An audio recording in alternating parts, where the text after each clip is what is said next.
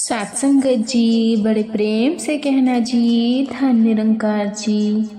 सत्संगत मरने के बाद स्वर्ग के द्वार पर 4 व्यक्ति खड़े हुए थे। सत्संगत इन 4 व्यक्तियों में पहला राजा था, दूसरा एक बिजनेसमैन था सत्संगत, तीसरा पंडित था सत्संगत जी। सत्संगत जी चौथा एक आम आदमी मजदूर था सत्संगत जी। किसी को भी यह पता नहीं था कि कौन स्वर्ग के अंदर प्रवेश कर पाएगा सत्संगत और कौन नहीं, और सत्संगत वहाँ से वापस लौटा दिया जाएगा। वह सब स्वर्ग का दरवाज़ा खोलना सत्संगत जी की राह देख रहे थे सत्संगत, और आपस में बातें कर रहे थे। जैसा कि राजा को करने से पहले से ही सत्संगत जी आदत थी, उसने ही अपनी बात सबसे पहले बताई। तो सत्संगत राजा ने कहा, मैं बहुत बड़ा राजा हूँ, मैंने धरती पर अपना बहुत नाम कमाया है, इसीलिए पूरी संभावना है कि मैं ही स्वर्ग में जाऊंगा।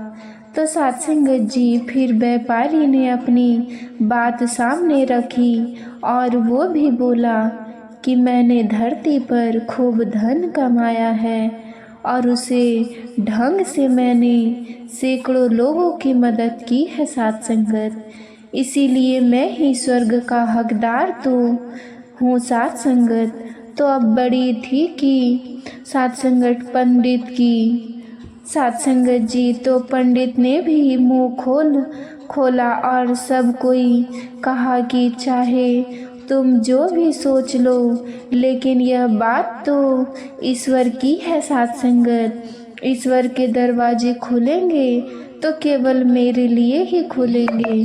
तो सत्संगत जी, क्योंकि सब जानते हैं कि पंडित दिन रात भगवान को याद करते हैं और भगवान की पूजा पाठ करते हैं सत्संगत, तो इसीलिए स्वाभाविक है कि स्वर्ग में पंडित का स्वागत किया जाए।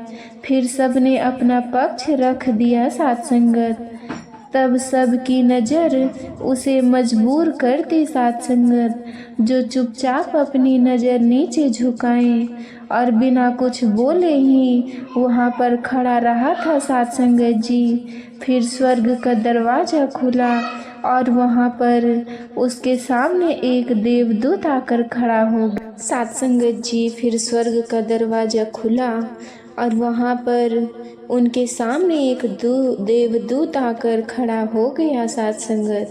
उसे देवदूत के हाथों में एक पुस्तक थी जिसमें उन सभी के कर्मों के बड़े में लिखा हुआ था सत्संगत जी। और सत्संगत उसे देवदूत ने सबसे पहले राजा को ही अपने पास बुलाया और उससे पूछा कि तुम बताओ, तुमने अपने जीवन में क्या क्या अच्छे कर्म किया है। तो सत्संगत जी, मैं उन्हें अपने इस पुस्तक में देखकर फैसला करूँगा कि तुम्हें स्वर्ग के अंदर आने देना है या नहीं सत्संगत।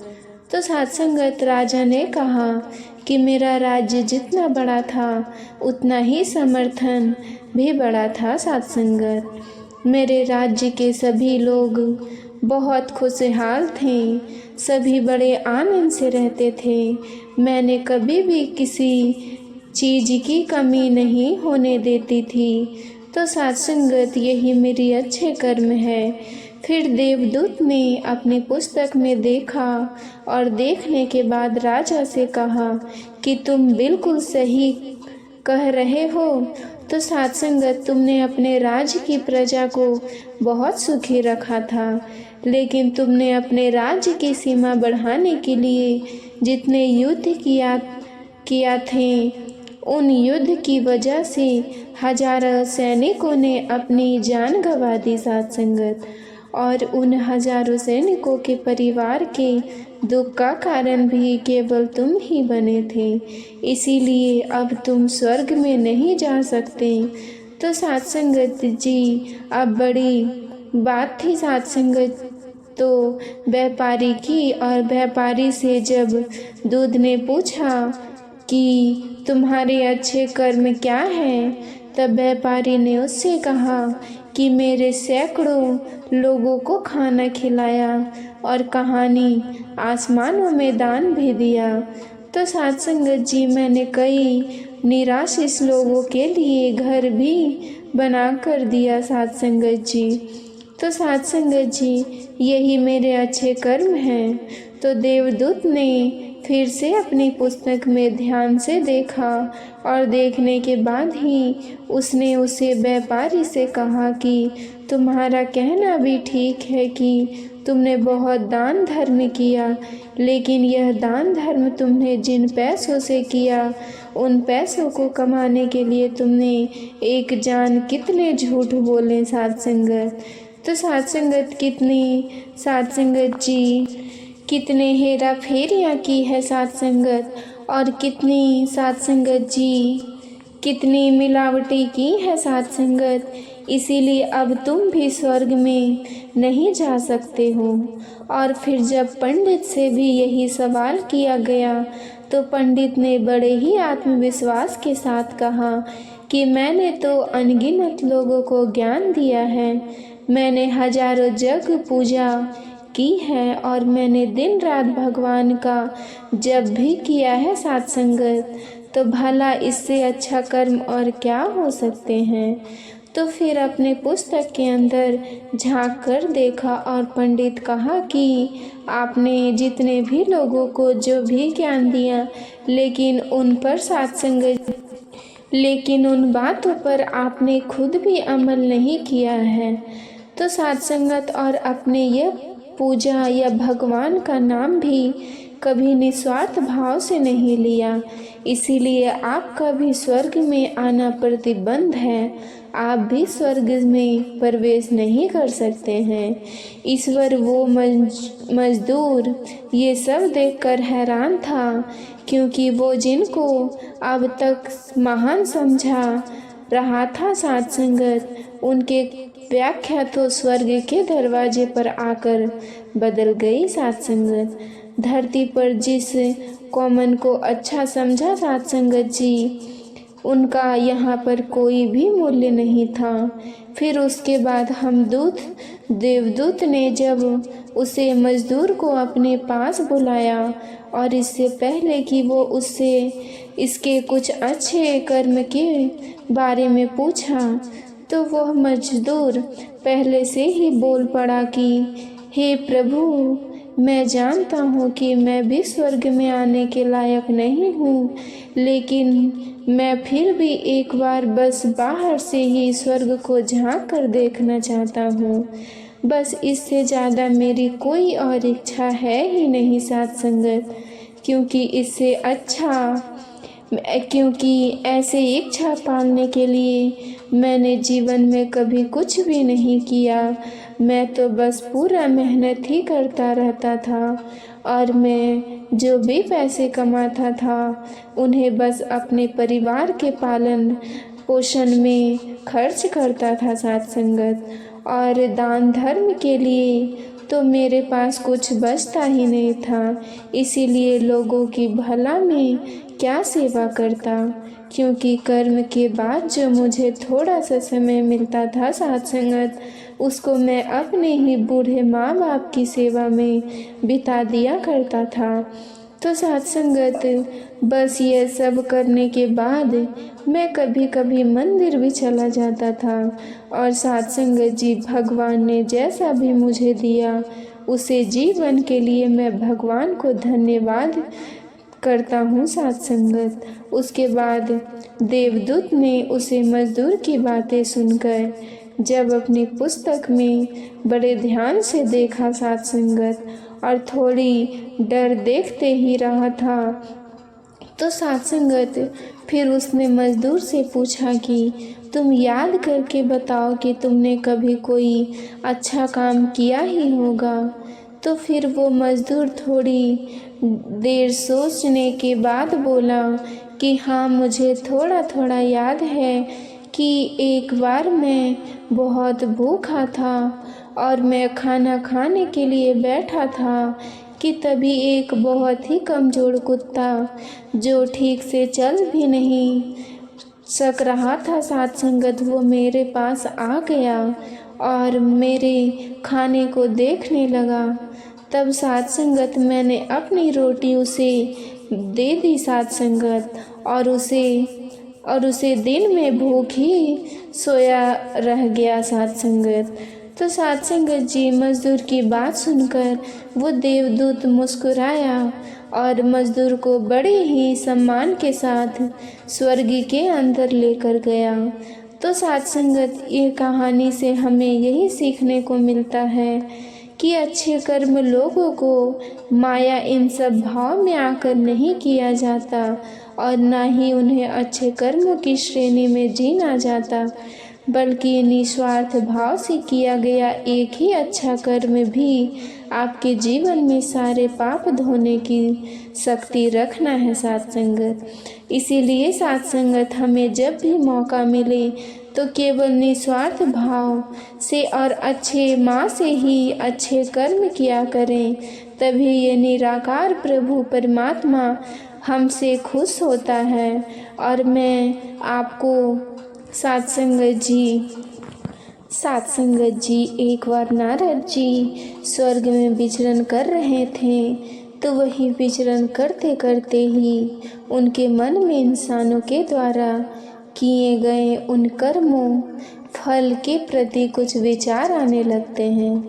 तो साथ संगत जी, उन्हीं विचारों को लेकर नारद जी श्री ब्रह्मा जी के पास पहुंच जाते हैं, और फिर नारद जी ब्रह्मा जी से पूछते हैं कि ब्रह्मा जी, जिस इंसान ने अपने जीवन में बहुत से पाप कर्म किए हैं, और अगर वही इंसान अपने उन बुरे कर्मों को छोड़कर फिर आगे से अच्छे कर्म में लग जाए, तो क्या फिर ऐसे इंसान भी अपने किए हुए पाप कर्मों से मुक्ति को प्राप्त कर सकते हैं?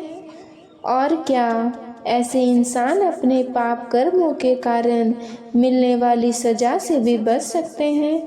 तो साथ संगत, ब्रह्मा जी नारद जी के उन सवालों के जवाब देते हुए कहते हैं कि हाँ भी और नहीं भी, क्योंकि इंसान अपने द्वारा किए गए पाप कर्मों से अगर मुक्ति पाना चाहता है, तो उनके लिए उसका निस्वार्थ भाव से अपनाया गया दान पुण्य धर्म और भक्ति का रास्ता ही सबसे उत्तम होता है साथ संगत।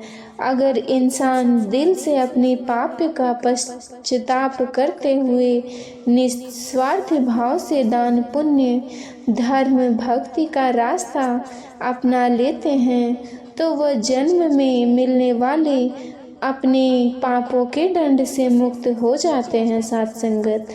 तो साथ संगत जी, अपराध ऐसे भी हैं, यानी कि कुछ घोर पाप ऐसे भी हैं जिनका दंड इंसान को शारीरिक रूप में और मानसिक रूप में न केवल इन जन्म में बल्कि आने वाले एक या अन्य के जन्मों तक भी भोगने पड़ सकते हैं।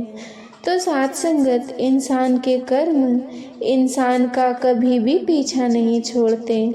फिर ब्रह्मा जी ने नारद जी को आगे बताया, और नहीं का मतलब यह है कि अगर इंसान दान पुण्य और भक्ति का रास्ता या कोई भी अच्छा कार्य निस्वार्थ भाव से कर लेता है साथ संगत, अपने किसी स्वयं के मकसद को ही पूरा करने के लिए या फिर किसी लालच से करता है, तो इसे मात्र इंसान का दिखावा ही बोला जाएगा।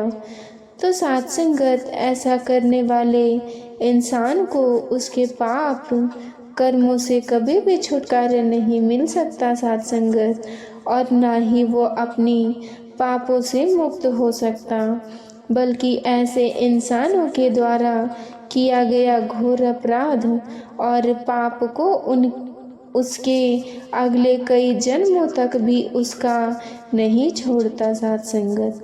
तो साथ संगत, ब्रह्मा जी आगे नारद जी को इसी पर आधारित एक सच्ची कहानी सुनाते हुए कहते हैं कि एक गांव में एक सूद नाम का इंसान रहता था साथ संगत। वो कुछ बुरे लोगों की संगत में आने की वजह से डाकू बन गया था। वह लोगों को मारकर उनका सारा धन लूट लिया करता था। तो एक दिन वह डाकू जंगल से होता हुआ कहीं जा रहा था, तो तभी अचानक रास्ते में उसके सामने एक नागिन का जोड़ा आ जाता है और वो दोनों नागिन उस डाकू को देखकर डर जाते हैं साथ संगत, और अपनी रक्षा करने के लिए फिर वो अपना फन फैला लेते हैं। तो ये देखकर साथ संगत वो डाकू भी घबराता है और फिर वो डाकू उन दोनों नागिन की ओर अपनी बंदूक तान देता है। तो साथ संगत जिससे वो नागिन का जोड़ा क्रोधित हो जाता है और फिर वो डाकू पर हमला कर देते हैं। तो डाकू फिर भी अपनी जान बचाने के 2 कदम पीछे हट जाता है और नागिन पर गोली चला देता है। तो साथ संगत ये देखकर नाग को और भी क्रोधित हो जाता है और वो डाकू पर तेजी से हमला करते हुए डाकू की बंदूक पर ही चिपक जाता है। तभी डाकू घबराकर अपने बंदूक को कहीं दूर फेंक देता है और वहां से अपनी जान बचाकर भाग निकलता है। और भागते भागते वह डाकू एक सड़क पर पहुंचता है और उसी वक्त उस सड़क पर एक औरत और उसके साथ उसका 11 साल का बेटा, वो दोनों अपने घरों की ओर जा रहे थे। तो अचानक वो डाकू को अपने सामने देखकर घबरा जाते हैं। फिर वो डाकू उस औरत के पास जाता है और बलपूर्वक उस औरत के गले में पड़े हुए सीने के हार को खींच लेता है। वो औरत अपनी और अपने बच्चे की जान की रक्षा के लिए उस डाकू से दया की भीख भी मांगने लगती है। तो साथ संगत वो डाकू तो इतने क्रूर स्वभाव का था कि वो जिसको भी लूटा करता था तो लूटने के साथ ही वो उसे जान से भी मार दिया करता था, और इसीलिए उस पर उस औरत की किसी भी बात का कोई भी असर नहीं हुआ। तो साथ संगत उसने उस औरत को भी अपने एक तेज धार वाले चाकू से मारकर बहुत ही बुरी तरह से घायल कर दिया साथ संगत। तो ये सब देखकर उस औरत के बेटे को भी क्रोध आ जाता है और वो गुस्से से तिलमिला उठता है साथ संगत, और एक पत्थर उठाकर फिर डाकू के सिर पर फेंक देता है साथ संगत, जिससे उस डाकू के सर से खून निकलने लगते हैं। फिर वो डाकू उस बच्चे को भी चाकू मार देता है और वहां से भाग जाता है साथ संगत। तभी चीख पुकार सुनकर वहां आपस के लोग जमा होने लगते हैं और फिर लोग उस महिला और बच्चे को तुरंत ही एक हकीम के पास भी जाते हैं साथ संगत, और सही समय पर इलाज मिल जाने से माँ तो बच जाती है पर उसका बेटा मर जाता है साथ संगत।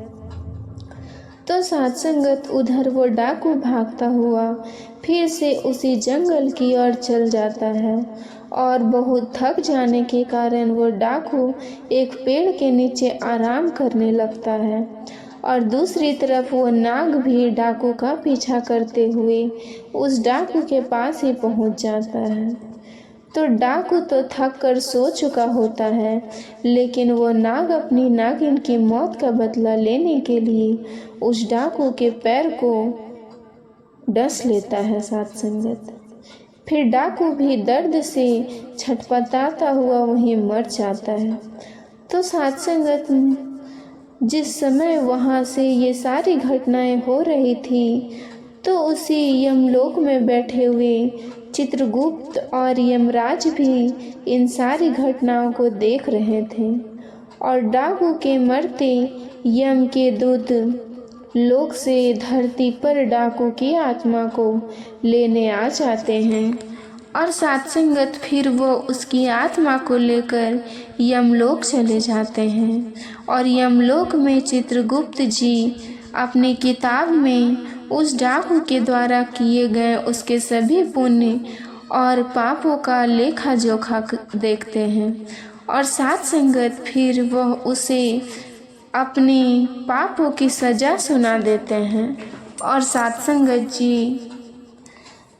संगत जी फिर डाकू की आत्मा को बहुत सारी यातनाएं दी जाती है और फिर उसके बाद चित्रगुप्त जी डाकू की आत्मा को बोलते हैं कि तुमने जिस 11 साल के बच्चों को चाकू मार दिया था, अब उस पाप की सज़ा को भुगतने के लिए तुम्हें फिर से धरती पर जन्म लेना पड़ेगा। तो सात संगत, इस बार तुम्हारा जन्म एक पंडित के घर में होगा, लेकिन तुम वहाँ केवल 11 वर्षों तक ही जीवित रह पाओगे और उसके बाद तुम्हारी मृत्यु हो जाएगी। तो वहीं दूसरी तरफ एक गांव में एक पंडित रहा करता था, जिसकी पत्नी को 10 साल से कोई भी औलाद पैदा नहीं हुई थी और वो पंडित भगवान भोले का बहुत बड़ा भक्त था। सात संगत, वो रोज भोले शंकर की पूजा श्रद्धा विश्वास के साथ पूजा अर्चना भी किया करता था और इसके अलावा वो गरीब और साधु संतों को भी भोजन करवाता था। तो इसीलिए एक दिन भगवान शंकर ने उस पंडित की सच्ची भक्ति और पुण्य कर्मों से प्रसन्न होकर उसको अपने दर्शन दिए। वो पंडित से भगवान शंकर के दर्शन पाकर बहुत प्रसन्न हुआ। सात संगत, फिर भगवान शंकर जी ने उससे कहा कि मैं तुम्हारी सच्ची भक्ति और श्रद्धा से बहुत खुश हूँ और इसीलिए मैं तुम्हें एक वरदान देना चाहता हूँ। तो बताओ तुम्हें क्या वरदान चाहिए। तो पंडित भगवान शंकर जी से वरदान के रूप में अपने यहाँ एक पुत्र की मांग करता है। तो सात संगत, भगवान शंकर तो अंतर्यामी हैं, वो तो भूत भविष्य सब पहले से ही जानते हैं। तो यह भी पहले से ही जानते थे कि पंडित उनसे क्या वरदान मांगेगा और इसीलिए उन्होंने पंडित को पुत्र का वरदान देने से पहले ही यह भी बता दिया कि तुम्हारा ये पुत्र केवल 11 वर्षों तक ही जीवित रह पाएगा, उसके बाद इसकी मृत्यु हो जाएगी। तो ये जानने के बाद भी वह पंडित अपने उसी वरदान पर ही अडिग रहा, क्योंकि उसे अपनी भक्ति पर पूरा विश्वास था और उसे यह भी मालूम था कि भगवान कभी भी अपने भक्तों के साथ अन्याय नहीं होने देते हैं। तो सात संगत, यही सोचते हुए वो पंडित भगवान शंकर जी से पुत्र का ही वरदान मांग लेता है। फिर भगवान शंकर भी पंडित को पुत्र का ही वरदान देकर वहाँ से अदृश्य हो जाता है और फिर 9 महीने के बाद पंडित के घर में पुत्र का जन्म होता है। सात संगत, तो सात संगत जी, पंडित जानते हुए कि मेरा बेटा 11 साल से अधिक नहीं जी पाएगा, फिर भी वो प्रसन्न रहता है और इस बात को यह पंडित अपने घर में किसी को भी नहीं बताता। तो सात संगत, ये बच्चा वही डाकू है जिसने अपने पिछले जन्म में उस 11 साल के बच्चों को चाकू से मार दिया था और अब ये अपनी उसी पाप कर्म की सज़ा भुगतने के लिए ही पंडित के घर में पैदा हुआ है। तो केवल अब 11 वर्षों तक ही जी पाएगा, परंतु सब कुछ जानते हुए भी वो पंडित अपने बेटे को धर्म कर्म पूजा पाठ और भक्ति की सभी शिक्षाएं देता है। वो पंडित भगवान शंकर का भक्त होने के कारण अपने बेटे का भी नाम शंकर ही रखता है और देखते ही देखते दिन बीतते चले गए। अब उस पंडित के पुत्र शंकर को 11 साल का होने में अब केवल एक ही दिन, 1 महीना ही शेष बचा है साध संगत। और इसीलिए पंडित शंकर के मामा जी को अब तुरंत ही अपने घर बुलवाया और मामा जी को खूब सारा धन देकर शंकर को अपने साथ काशी ले जाने के लिए कहता है। और पंडित शंकर के मामा जी से यह भी कहता है कि तुम्हें काशी में जाकर शंकर के हाथों से पूरे 28 दिनों तक यज्ञ करवाना है और पूरी श्रद्धा साधु संतों को भोजन भी करवाना है। तो साध संगत जी 28 दिनों तक रोज सुबह शाम भगवान शिव की पूरी श्रद्धा के साथ पूजा अर्चना करते हुए पूरे विधि के अनुसार महामृत्यु जगमंत्र का जाप करवाना है साध संगत जी। तो साध संगत जी सारे कार्य किसी भी कारण से रुकने नहीं चाहिए। फिर अगले ही दिन मामा और शंकर धन को लेकर काशी के लिए निकल पड़ते हैं और काशी पहुंचते ही मामा और शंकर वो सब कार्य करना शुरू कर देते हैं। तो साध संगत जैसा उन्हें पंडित ने करने के लिए कहा था, तो ऐसा करते करते उनको 28 दिन पूरे हो जाते हैं। और 28 दिन जब शंकर साधुओं को भोजन करवाता रहता है तो अचानक ही शंकर की हालत खराब होने लगती है। तो फिर शंकर के मामा शंकर को आराम करने के लिए एक कक्ष में अंदर भेज देते हैं और फिर शंकर के मामा ही सारे साधुओं को भोजन करवाने लगते हैं साध संगत। लेकिन जब मामा साधुओं को भोजन करवाकर शाम को शंकर के पास पहुंचते हैं तब तक बहुत देर हो चुकी होती है क्योंकि शंकर मर चुका होता है। तो यह देखकर शंकर का मामा तो साध संगत जी यह देखकर शंकर का मामा जोर जोर से रोने लगता है। और इतने में यमलोक के दूत भी शंकर को साध संगत आत्मा को यमलोक देकर पहुंच जाते हैं साध संगत।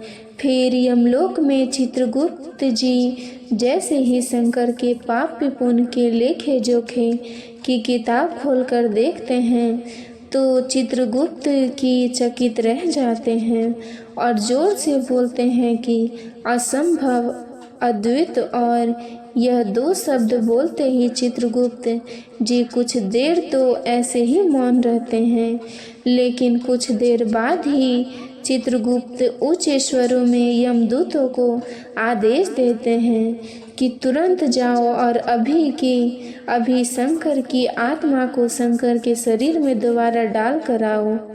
तो यमदूत तुरंत जाकर शंकर की आत्मा को उसके शरीर में फिर से डाल देते हैं। तो फिर शंकर के शरीर में अचानक हलचल होती देखकर शंकर के मामा जी की खुशी का ठिकाना नहीं रहता और शंकर फिर से जी उठता है। पर यमलोक में भी यही बात को लेकर यमराज जी चित्रगुप्त से सवाल करते हैं कि ऐसा कैसे हो गया। तब चित्रगुप्त जी यमराज को बताते हैं कि जब मैंने लेखे जोखे की किताब खोली थी तो उसमें शंकर के द्वारा किए गए पुण्य कर्म, भगवान शिव की आराधना, हवन जैसे शुभ कार्य और शंकर की भक्ति शक्ति से कुंडली में जो पिछले जन्मों के पाप कर्मों की वजह से इन जन्म में मृत्यु का योग बना था, अब वो खत्म हो चुका है। तो साध संगत इनके साथ ही शंकर के पुण्य का लेखा इतना अधिक हो चुका था कि उसकी वजह से अब शंकर की उम्र बढ़कर 90 साल हो चुकी है। और सृष्टि के नियमों को देखते हुए अब मुझे शंकर की आत्मा को शंकर के शरीर में दोबारा भेजना पड़ा साध संगत। इधर शंकर के मामा जी अपनी आँखों में खुशी के आंसू के लिए हुए थे। पूरे हर्ष उल्लास के साथ शंकर को लेकर घर पहुंचते हैं। तो उधर शंकर को जिंदा देखकर शंकर के पिता भी इतने खुश होते हैं कि मानो उन्हें भी नया जीवन मिल गया हो। तो सात संगत फिर शंकर उन सब को वह सब बताता है जो उसके साथ यमलोक में हुआ।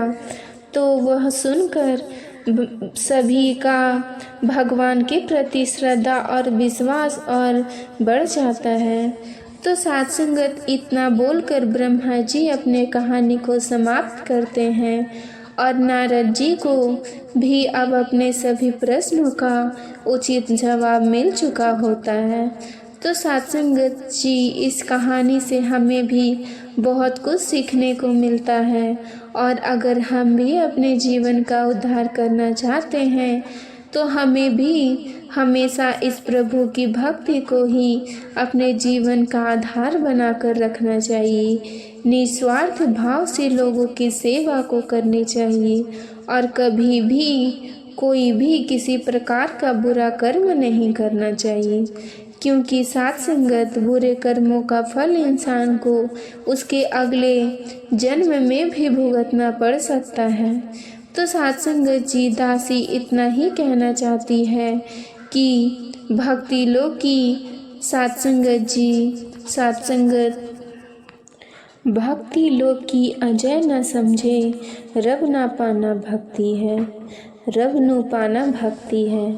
तो सात संगत जी सारे वहम भूल के गुरु रिझाना भक्ति है। माँ सात संगत जी संसार नहीं जानता कि भक्ति किसे कहते हैं और भक्ति क्या है। सद्गुरु ईश्वर की अनुभूति प्राप्त करके फिर अपने सद्गुरु को ही रजा जीना सिखाना चाहिए। सात संगत जी और सात संगत सौभाग्य से ऐसे परम तत्वदर्शी सद्गुरु मिले हैं जिनकी कृपा से हमें इस निराकार प्रभु परमात्मा की भक्ति प्राप्त हुई है। तो सात संगत जी सद्गुरु को रिझाक और इस लोक परलोक को सुंदर बनाना ही हम सबके जीवन का लक्ष्य बन जाए। तो सात संगत जी इसी अरदास और प्रार्थना के साथ ही दासी आपसे इजाज़त चाहती है। बड़े प्यार से कहिए धन निरंकार जी।